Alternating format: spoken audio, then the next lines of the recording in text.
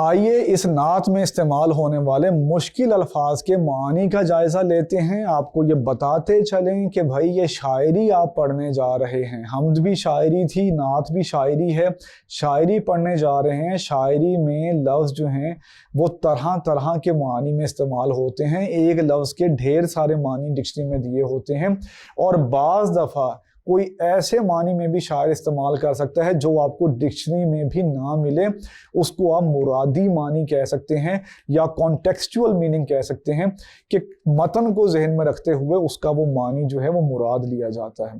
جیسا کہ اس نعت میں بھی ایسے لفظ استعمال ہوئے ہیں کہ اگر آپ ڈکشنری میں دیکھیں گے تو آپ کو شاید وہ لفظ ہی نہ ملے، لیکن اس نعت کو پڑھیں گے تو آپ کو سمجھ آ جائے گی کہ شاعر نے یہ لفظ کس معنی میں استعمال کیا ہے۔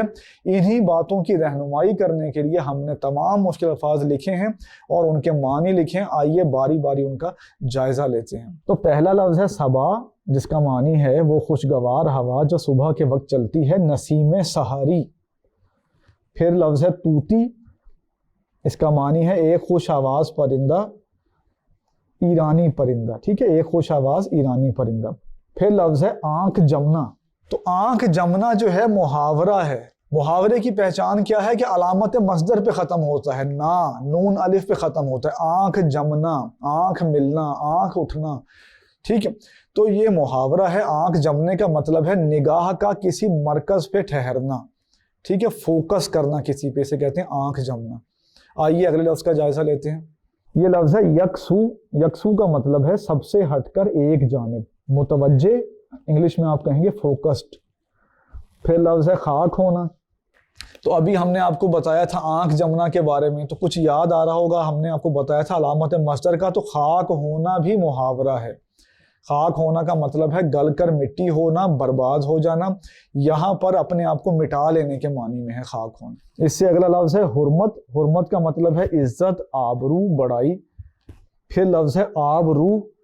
آبرو کا مطلب ہے چمک دمک، ساکھ، بھرم، قدر و منزلت۔ پھر لفظ ہے ظہور۔ تو ظہور کہتے ہیں اظہار کو، ظاہر ہونا، جلوہ، تجلی، رونق۔ یہ ہم نے زیادہ معنی لکھ دیے ہیں جو تشریح میں آپ کے کام آئیں گے۔ اس سے اگلا لفظ ہے مکان۔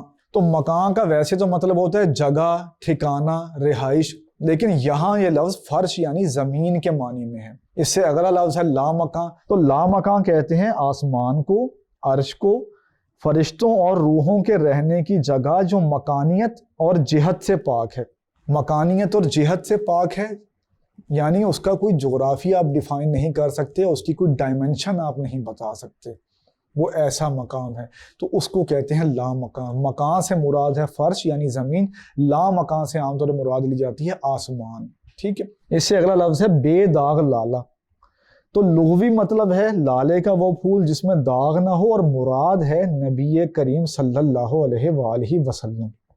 آخری لفظ ہے بے خار گل۔ تو بے خار گل کا لغوی معنی ہے وہ گلاب جس میں کانٹے نہ ہوں۔ بے معنی نیگیٹو کے لیے آیا ہے، خار کانٹے کو کہتے ہیں، گل کہتے ہیں گلاب کو۔ بے خار گل وہ گلاب جس میں کانٹے نہ ہوں، لیکن مراد کون ہے؟ پیغمبر صلی اللہ علیہ وآلہ وسلم کی ذات، جن سے کسی کو تکلیف نہیں پہنچی۔ تو ہم نے آپ کے سامنے نعت کے جو مشکل الفاظ تھے ان کے معنی بیان کر دیے۔ امید ہے آپ کو اس سلسلے سے سیکھنے میں مدد ملی ہوگی۔ اس سے اگلی ویڈیو میں ہم نعت کے شعروں کی تشریح کریں گے۔